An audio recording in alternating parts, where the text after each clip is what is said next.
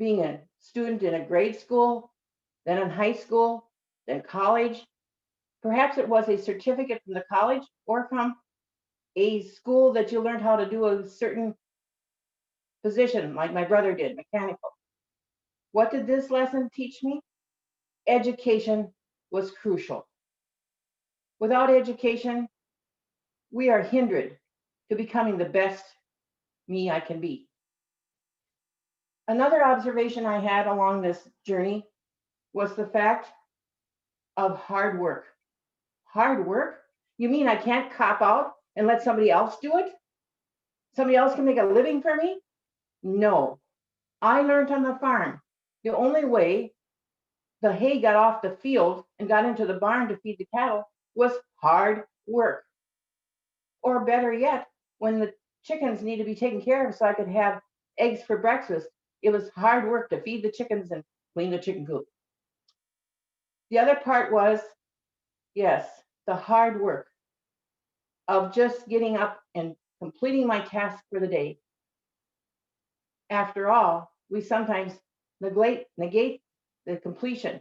And we need to know, like I said, the hay didn't get in the barn until the task was completed, nor did the grain get off the field and get into the pickup and get into the granary, the elevator to be sold. So I had money to pay for my education. These lessons can go on and on. You select, and I encourage you, I implore you to look at lessons you've learned in your past life. When I thought about these things as I was sitting there, I asked myself, what has 2020 taught me that I can carry into 2021? The first thought that came to mind was a conversation I had with a friend. And I was talking to her about issues. And she said, well, Mary, that isn't the only issue in life. I said, it isn't? You mean to tell me that a doctor can take a 9-month-old, lay it on a table, and ask a trained nurse to come in and drown that baby, and it has no value? Then what value does my life have? After all, I'm in that 70s. I must have value. Well, if that 9-month didn't, I don't. Wait a minute. Wait a minute. My life does have value. I'm here for a purpose. The book that I gave a speech on, the most ancient book, tells me I was created for a purpose. My purpose may be to instruct my grandchildren. It may be to make the community a better place to live. My life does have purpose. Is that a clear message for me? Very clear. I'm excited to have life. I'm thrilled to enjoy parts of life. Life has a meaning, and every step of my life is guided. Oh, that the Lord would guide my ways. I sing that song often when I'm walking.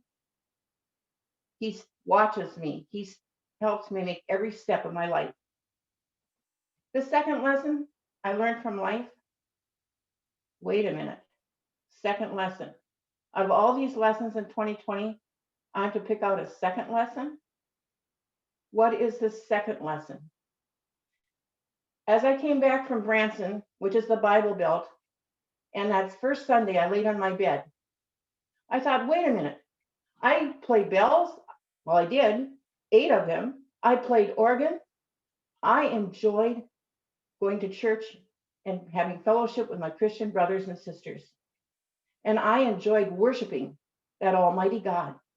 And I'm to lay here on this bed with my smartphone and call this worship, even if it's live? Well, better yet, later I learned I can lay in this bed and just be me because it's been archived. This isn't worship and fellowship to me. It's better than nothing.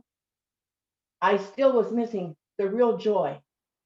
The first time we opened our church doors was for a funeral.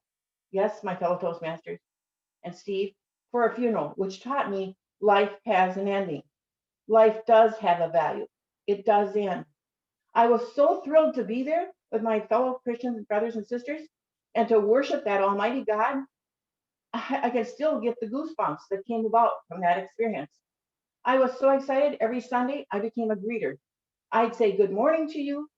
I'd say, hope you enjoy your message today. And thank you for coming today. The excitement from that experience taught me how value of fellowship and worship. There's the third lesson. I had to really search for lesson 3, or did I? Not really. Because you see, I was walking home from a post office one day, and I was going along thinking about my husband's death and thinking about what is life all about now. And then I realized God's timing is mystifying, totally mystifying.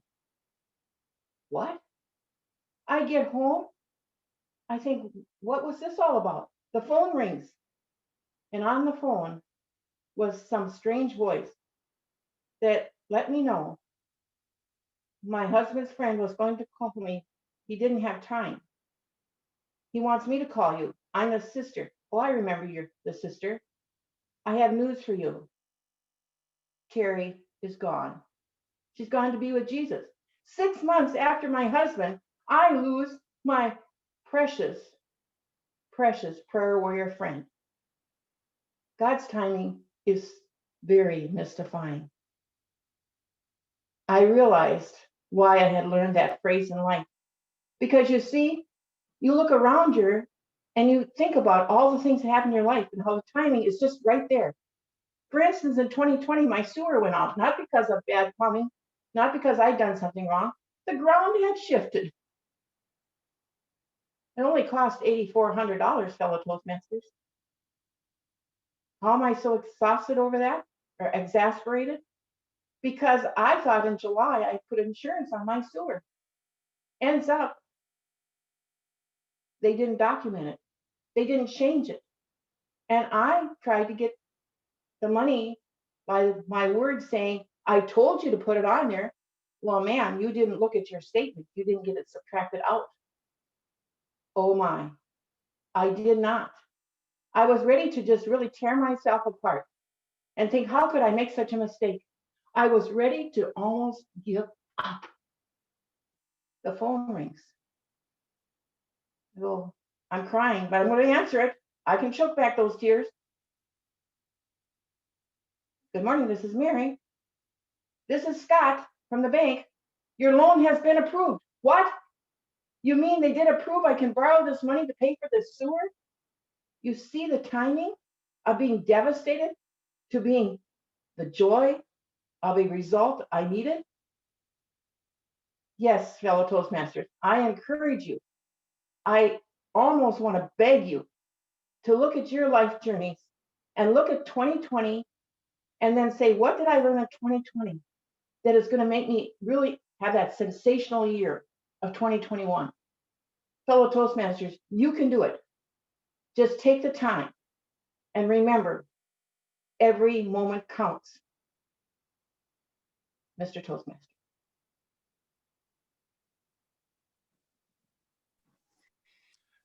Thank you so much, Mary, for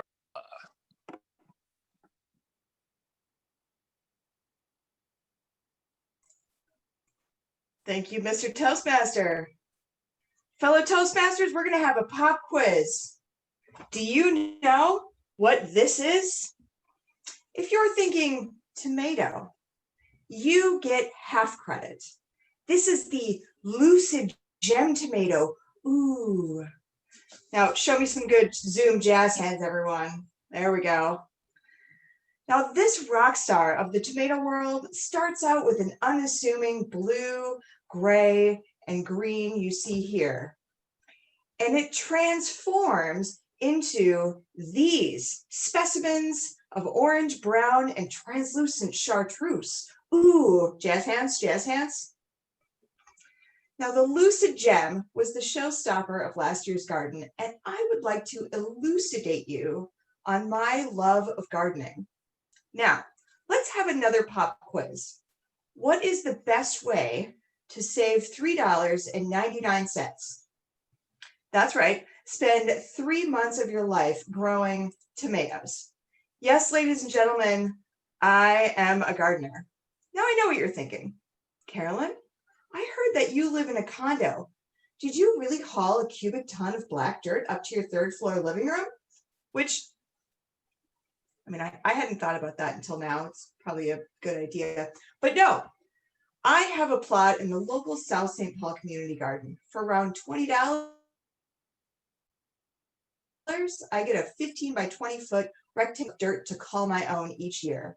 Now you're probably also thinking, but why would anyone want to garden? Well, first of all, in a pandemic time, it's a pretty fabulous excuse to put on real clothes and actually leave the house. But my love for gardening started when I was a kid. We had a vegetable garden, and my mom and I had a tradition of planting flowers around the yard on Mother's Day. Now, the 2 most valuable gardening lessons I learned from that time are: lesson number 1, it is better to have somebody else weed your garden. Now, I always complain about the weeds in my garden, and nobody really cares. Now, the last time my mom was visiting Minnesota, I was complaining about the weeds, and I mentioned that our old garden had better dirt because it was mostly weed-free. I was gently informed that my mother was the one who weeded our garden every day back then. Had she not, it would look just like the community garden. So, lesson number 1, it is better when somebody else weeds for you. Lesson number 2 of gardening: plant flowers. If you are a casual gardener, such as myself, you must accept that not everything will live, so you must make the best of it. In the spring, Home Depot, Menards, garden centers, they all sell flowers that are hard to kill. They're forgiving if you, say, leave the country for 2 weeks in the middle of the hottest part of the summer and they don't get water. Or maybe it's pandemic times and you don't want to get out of bed until just before commuting to your home office, and it's just too darn hot in the afternoons to go all the way to the garden. So lesson number 2, plant flowers so that you'll always enjoy going to the garden, even if nothing else lives. Now fast forward to my personal little patch of dirt. Suddenly, I am the garden grandmaster. I am the eggplant enthusiast. I am the squash savant. Pop quiz. What do you call it when a person has too many seeds? That's right, it's a horticulturist. Yeah, I'll hold for applause. Any more applause? Okay, right, yep. Now, thank you. I always plant a wide variety of veggies in my garden, but how much produce can one girl eat in a summer? A 15 by 20 plot makes an awful lot of food, even when you don't weed or water it as often as you should. Now, I love to eat some of the veggies fresh off the plant. Imagine finding a perfectly ripe orange tomato about the size of a baseball. You pick it and you eat the sweet, juicy flesh and it's still warm from the sun. There is nothing like it. So here's a pop quiz. What would you do with all of the extra vegetables? Anything that I don't eat gets preserved. I can several things. I have some salsas here. I freeze and dehydrate veggies for future meals. The other day, I took a packet of frozen chopped tomatoes out of the freezer. I thawed it. I strained the juice out of the diced tomatoes and I threw those into whatever I was making. And in the bowl, I drank the strained juice. Suddenly, I was transported back to mid-July in my kitchen, despite having snow on the ground outside. But ladies and gentlemen, gardening is not all fun and games. There are hard times in the garden, and it's not just because of the weeds. Yep, we have woodchucks. Dun, dun, dun. A single woodchuck can decimate an entire garden in one day. Luckily for me, there are over 100 garden plots around, so the woodchucks only select their most favorite veggies from each plot. Now, the woodchuck family loves my yellow squash. Any gardener will tell you that any gardener will tell you that one plant will produce 50-ish squash in a year, Luckily, I don't need to worry about having too many because the woodchucks leave me maybe just a few of them. Now, a couple of years ago, I was ready to call it quits. The woodchucks ate every single squash and left me with nothing. But something miraculous happened. It was like a Christmas miracle in July. The woodchuck family noticed that I was getting sad and discouraged.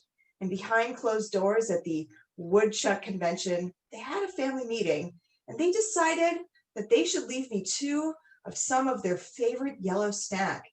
I went to the garden early one day, and what did I see?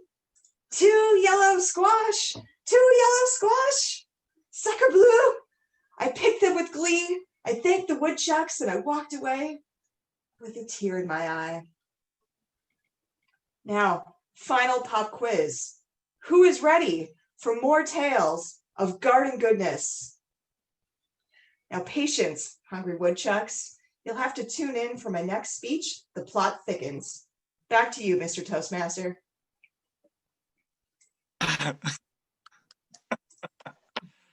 Oh, Carolyn, you slay me. Thank you, Jamie.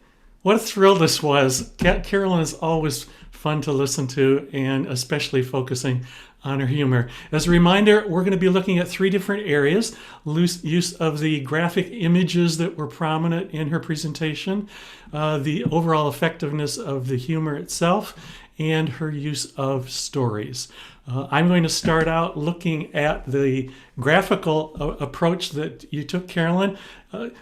Very interesting trade-off, the trade-off of using graphics in a virtual background versus using graphics on a shared screen with PowerPoint slides. In this particular case, I think the trade-off was exactly right.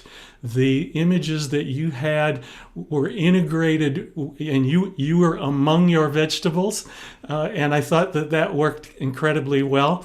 The images themselves were high res and incredibly bright and colorful, and it just added a festiveness to your overall presentation. Perhaps the downside to the virtual background is that it made your face look a little bit blurry from time to time. That might not have been the case without a virtual background, but I still think that this is a better choice. If you think about how it works when you do a screen share, we end up as audience looking at one side of the slides and looking at the other side of our screen for your face. In this case, we didn't have to make that choice. We could just look at you among your vegetables, and I think that worked really well. The giant tomato at the beginning was funny all by itself. I think that you probably could have taken one look at that, paused, and just let us chuckle on that all on its own. Your timing in moving from slide to slide or background to background was very good in terms of matching up when you delivered punchlines. So again, very, very well integrated with that. One thing I wonder about is that if you do presentations in person and you're using slides, one of the tricks that I learned years ago is that if you want someone to look at the slide, you look at the slide, and that sort of cues them to do that as well. In this particular case, the slide is behind you, but you might give a thought at actually, when you move to the red tomato, turning around and looking at the red tomato to give us permission to take a look at it with you. And then when you turn back, we know, okay, we're going to be back looking at your face again. Just a little cue that sometimes works in person, I think might in the virtual environment too. I wish we had seen a picture of your villain woodchuck. You went to the whole trouble of doing a ta-da for the woodchuck. I really wanted to see that evil woodchuck before we saw the damage that he did on your vegetables. The one possible challenge here, just something you might think about, is think about maybe making the veggies themselves into characters. if you talked in our meeting about your sidekick slides, maybe that tomato actually had a personality, and you could have interacted with the tomato as he ripened or as she ripened. But just something you might give a thought to. But on the whole, I think the graphics worked really well. Maybe cue us a little better, and I think this is a winner. I'm going to pass it on now to Michelle to talk about the humor. Thank you, Jim. Yes, I had an opportunity to evaluate Carolyn on her humorous content. And I just want to first start off by saying that I thought that your presentation was very interesting. The humor didn't feel forced, it felt natural. You appeared to be in your natural element, and your presentation was well organized, which I had a true appreciation for. In terms of growth opportunities, I thought that starting from the introduction is the first time we have an opportunity to see you or to hear your voice. And I know that people's were muted, so it made it a little bit difficult for me to know if people were laughing or not. But this is just something that you may want to think about in the future, whether you when you are able to hear your audience, depending on how they respond to your introduction, is a big is very telling in how you would want to adjust or make adjustments when you deliver your presentation. So if you don't hear the kind of responses you want to get in terms of people laughing, letting you know that they are on board with you, then you know that you have a little bit more work to do in terms of getting people to embrace your humor. Also, I want to mention that I thought that overall the presentation was very well delivered, but I thought that there was some room to make it more funnier in a sense. And some of the ways that can be done is simply through more irony and using metaphors and similes and allowing the audience to relate to your presentation. And you did have some of that, which I wanted to mention. For instance, you said, "I know what you're probably thinking." And then after that, you said, "You're also probably thinking." And I thought that was wonderful because it gave us an opportunity, or you an opportunity, to really connect with your audience, so that we can see what we could be thinking. I mean, I just thought that was a really good way to connect with your audience. Another way that I thought that you could connect with your audience is by when you started speaking about the woodchuck.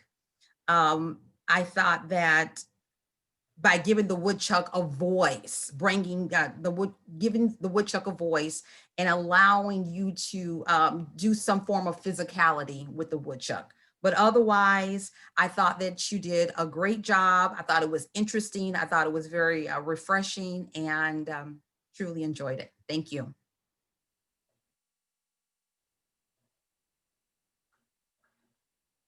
On to you, Jane. So I was focusing on the use of your stories and how they worked very well. And Carolyn, you are a great storyteller. Your stories enhanced your speech, and it helped us to learn a lot more about you, who you are. The stories flowed well with your speech. I liked how you started your stories out. How does Carolyn love doing gardening? She started as a child, and you shared that story. And then you went on to the first patch of dirt. And as you think of gardening can be hard. And then you talked about how the benefits and blessings of a garden are you can freeze, you can cook. And then you talked about the hard times with the woodchuck. That was a cute story. I agree with Jim in that you could with the store, you could take the vegetables and use them as characters, and even had a woodchuck or something, if you had a picture or even a puppet, and used it as a character talking about what the woodchuck and the family did. And I loved how you ended it with patience, because to do a garden, you have to have a lot of patience. So your stories, I thought, went really well. I would just suggest some things to work on would be maybe your pauses a little bit more, and the characters of your, with the vegetables, and maybe speaking just a little bit slower at times.